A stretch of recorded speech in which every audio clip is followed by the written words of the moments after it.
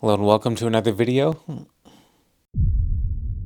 And today's custom budget PC is built into this MSI Gungnir 110M PC case. A fairly nice PC case for airflow, fitting a larger ATX motherboard and a larger graphics card. And we're treated to three 120mm air intake fans with fixed colors. Oddly enough, there is an LED button, but on this case, for some reason, there's just nowhere to plug in the controller.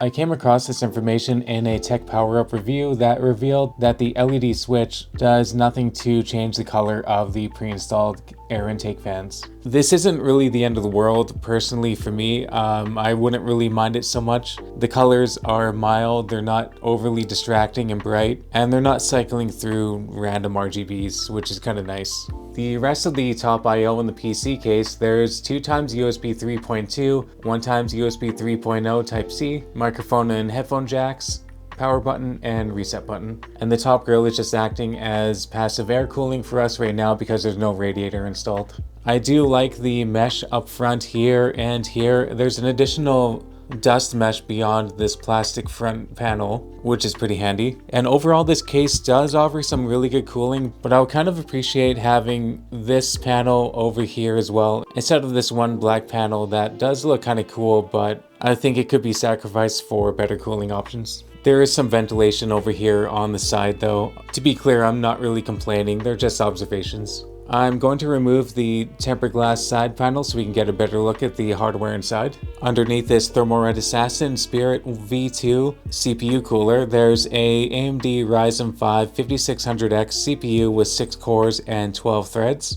Beside that is 16 gigabytes of Timetec Pinnacle Konduit DDR4 3600 MHz RAM. And this would be the Zotac RTX 3070 Ti Trinity graphics card with 8 gigabytes of GDDR6 memory. I have the color set to a static blue, which I think is kind of nice and does kind of pair up with the air intake fans. And one reason why I chose this PC case is because this graphics card is 12.5 inches long. And this is all fitted onto a ASUS Prime B550 Plus AC-HES full ATX motherboard. And the GPU is fitted onto the one PCIe 4.0 slot. And even with this larger graphics card installed, we do have 2x PCIe 3.0 lanes to add expansion cards. Another nice feature is that this motherboard happened to have a USB-C pinout, because I didn't actually know that this came with a USB-C input on the top I/O, so that's really handy.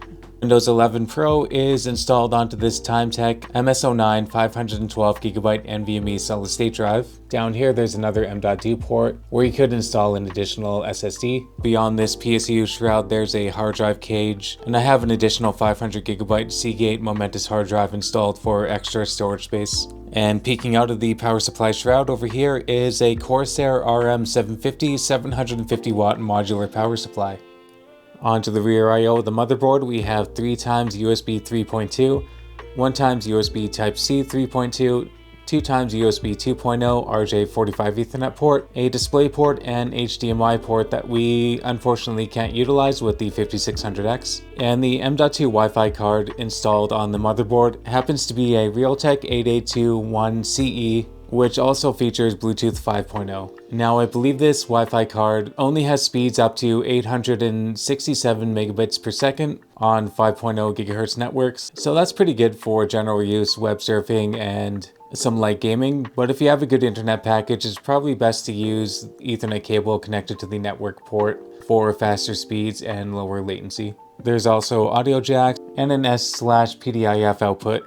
On the 3070 Ti, there's 1x HDMI 2.1 and 3x DisplayPort 1.4a. I've got DaVinci Resolve 19 loaded up with my usual 11 minutes of raw 1080p footage, and we're gonna see how long this takes to render. And that completed in 2 minutes and 57 seconds. And the last time we tested a 5600X was with a regular RTX 3070, and that also took 2 minutes and 57 seconds. Now on to some video encoding with Handbrake. I have Creator 1080p 60 loaded up for the preset, and first we're going to try encoding with pure CPU power. Let's see how long that one takes.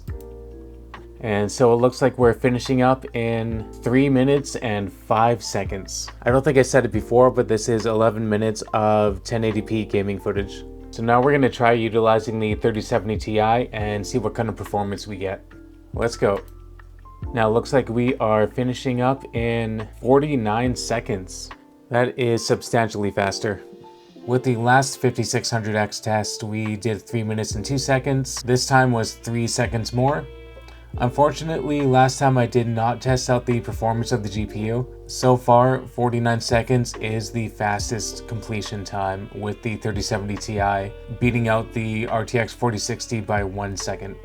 So we got the basics covered. If you want to know some more in-depth information about this setup, leave a comment below. Or if you're using a similar setup in 2024, let us know about it and tell us about your experience. Outside of that, thanks a lot for checking out my video, and I'll see you in the next one.